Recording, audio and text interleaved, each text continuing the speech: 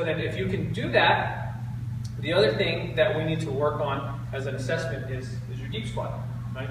Can you, so there's an overhead deep squat, which I think is the best one, but you know, this presentation is geared towards running, so we may take a quarter out of it. But if you want to know the whole thing, right, it's stick on top of your head, elbows at 90 degrees. You may have to kind of stagger out so you don't bump into each other. That's perfect.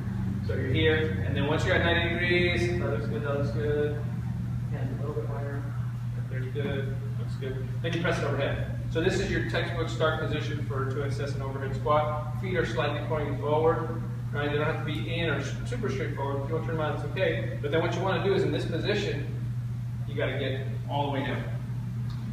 Right? With flat-footed? Yes, heels got to stay on the ground. That's literally the part I want.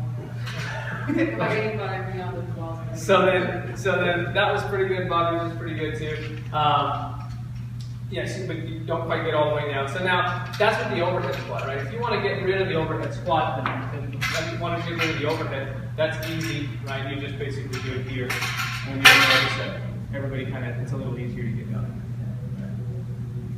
So, and here, so you got to be able to overhead squat. Now let's say you can't get down there because of lack of hip mobility, or you'll have people that are just really stiff in the hips like that.